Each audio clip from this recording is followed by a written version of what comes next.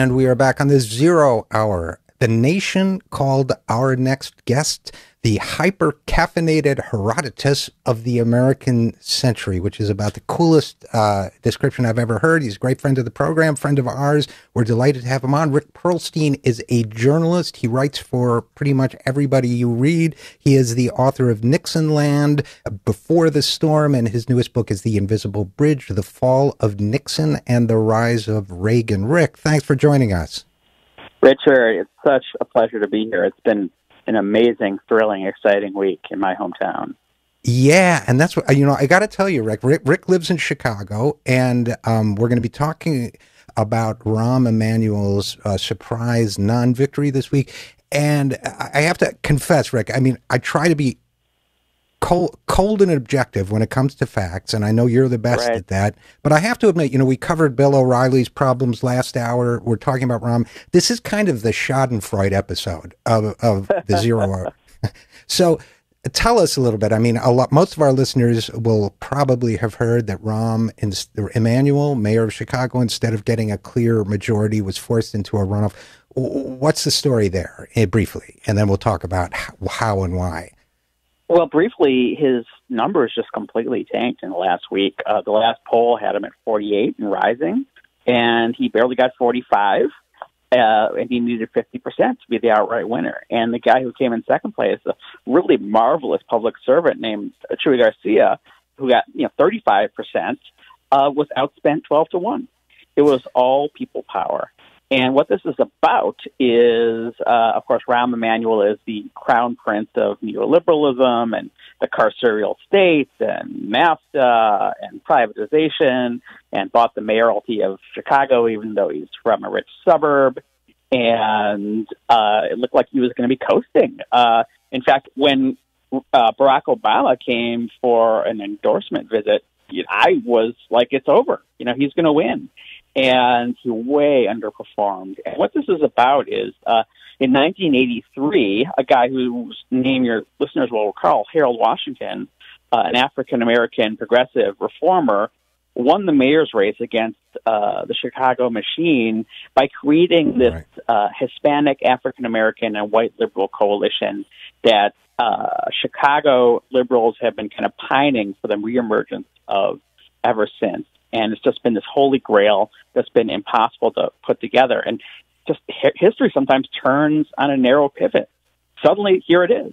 And we have this opportunity to end the career of one of the most malodorous politicians in the American firmament. Thank you for that. That's very true. And we do, we're really involved in, we really follow Chicago politics here on the show. Chicago politics is America, man. It's everything. Number one, it's America. Number two, I have a personal love for Chicago. My son lived there. I've spent time there. Number three, we're on WCPT, 8:20 a.m. That's right. I listened to you. Thank you. Thank you. Here's my shout out to my buddies in WCPT. I listen all the time. And here's my shout out to all the guys at the video store where Nick used to work, my son. But and to everybody in Chicago, because we really do love Chicago on this show. Plus, I love the music there. I spent a lot of time there. So, and you and I are both musicians. And Chewy's a big bebop fan. He really knows his jazz. Well, I want to talk about Chewy. What I want to do is this, while we talk about the mayoral election. Number one, we've got Rahm Emanuel, who really does represent everything that has hijacked or attempted to hijack the Democratic Party away from its traditional role as a representative of working people and the majority, and turning it into a corporate. He is malodorous, to use your word, in that sense. He is also, I really felt on behalf of Chicago a little offended at the way that whole thing came down, and it was just assumed this was sort of going to be handed to him as a thank you from powerful forces somewhere not in Chicago, and instead, and I don't think anybody got to hear much about his opponents, certainly not outside the city of Chicago, because there were so many of them and so on. But not only did he fail to win his runoff and his coronation, but Chewy Garcia did quite well, right? Yes, this is really an exciting thing, and I'm really glad to kind of have the opportunity to pivot to this guy, Chewy. because, it's really exciting not just to be against something, but to be for something. Mm-hmm. And not only does this represent this amazing people-powered coalition that has been building over the years, the Chicago Teachers Union especially, but this guy, Chewy Garcia, is the real deal. He's compassionate and he's confident. And basically what his history is, he was, community activist since the 70s and 80s. He's a Mexican-American immigrant. He came here in 1965. And basically every office he's held in the city, he was a alderman and then he was a state senator. He was basically run out on a rail by the same machine forces he's about to beat, because he really was fighting for the people and not the establishment in a machine town. And then basically he got back into politics after doing civil rights work as a member of our county commission, which is, a pretty powerful body. Right. And the amazing thing about this is, not only is he's a great social justice advocate, but the county board, it's kind of like in California, right? Where like there was this fiscal mess and people are like, no one can ever fix this and da-da-da-da-da-da. Then suddenly you get in someone who's, not a right-winger, not corrupt, and they replace the county board, corrupt county board president with a reformer named Tony Preckwinkle, and Chewy Garcia became basically her deputy on the county board. And lo and behold, not only did they balance the budget without cutting essential services, by basically doing the things that all politicians claim they're going to do, eliminating waste, fraud, and abuse, they did so by lowering taxes. There was a nasty, regressive, unpopular county sales tax, and they were able to get rid of it. And here's the thing about that, RJ. He proves that he can do the things that the kind of powers that be in the city of Chicago, where we do have a terrible fiscal situation, and I'm talking about people like the Chicago Tribune, which somehow inexplicably after running expose after expose of Rahm Emanuel's lies and corruption, we can get into that. But like I say, I want to talk about Chewy. They run expose after expose against Rahm, and then they endorse Rahm by claiming he was able to turn around these balanced budgets, which he did, through some really nasty chicanery. And they really should be for this guy, Chewy. And I went on Facebook, and one of my Republican friends in Chicago, a guy named Chris Roebling, or some of the WCBT listeners might know from Beyond the Beltway and elsewhere, he was talking about how Chewy is going to run the city into bankruptcy and turn it into Detroit. And I'm like, you just are really pushing a really ideologically knee-jerk message. This guy knows how to administer. This guy knows how to manage. He's really got the whole package. He can work let's for the talk. neighborhoods. Yeah, and let's talk for a second about Rick Perlstein, about this whole notion, this Republican notion that a Chewy Garcia, unlike Rahm Emanuel, would run the city, to turn the city into another Detroit. If you look at Detroit, if you really dive into what happened in Detroit, it had Detroit's problems, which I have. Detroit's problems today have a lot to do with trade. They have a lot to do with jobs going overseas. They have a lot outside of Detroit's control. They have a lot to do with privatization. They have a lot to do with turning the city's pension funds and other funds over to Goldman Sachs and other third-party investors. In other words, if you probe that kind of cliched, hackneyed, well, the liberals will turn the city into Detroit, you find that what turns the city... It's the neoliberals who did it.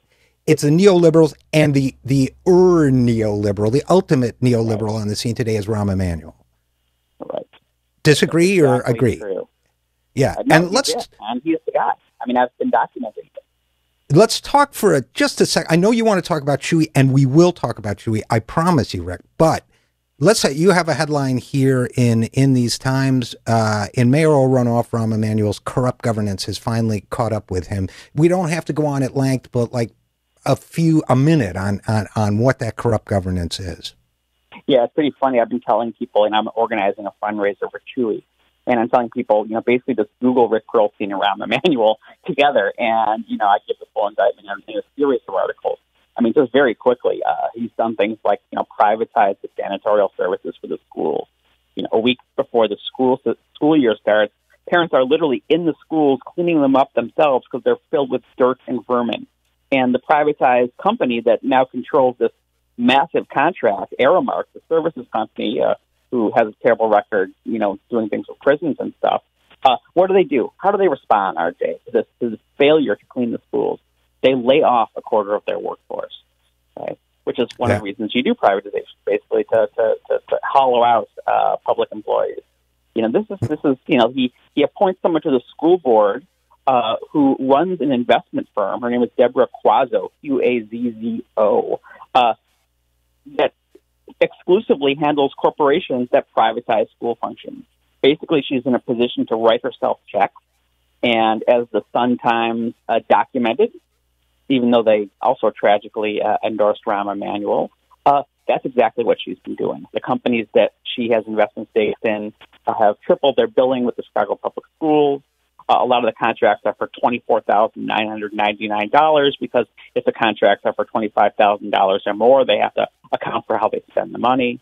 Rahm Emanuel has given 60 of the top 106 donors city favors and contracts, and he has a whole secret slush fund where he can pay companies direct vouchers without having to ask for bids or contracts or account for the money, et cetera, et cetera, et cetera. He's handing money out to developers, building a $50 million basketball stadium for DePaul University on the lakefront, while, again, closing those 50 schools, which has kind of destroyed these vulnerable, hollowed-out communities, and demonstrably use that money from those schools in order to enrich the kind of white yuppie schools on the north side. And by the way, my mom told me all her rich white friends on the North Shore think Rahm is doing a great job. Well, I would invite our listeners too. We're going to take a quick break, and we'll come back. We'll talk a little bit more about Chewy, maybe about the black site story and a couple other things. But I would invite our listeners also to do a little reading about how Rahm got rich in the first place before he came to be Chicago's mayor, but which is not corrupt per se, but it raises questions about relationships.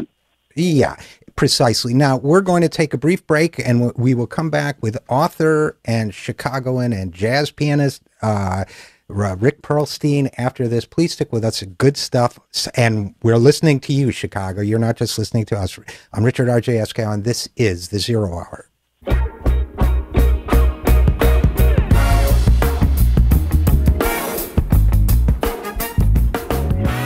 And we are back on the Zero Hour. We are talking about Chicago, where our program can be heard on WCPT 820 AM. We are talking with author and journalist and Chicagoan Rick Perlstein about the mayoral runoff election. Okay, since Rahm Emanuel,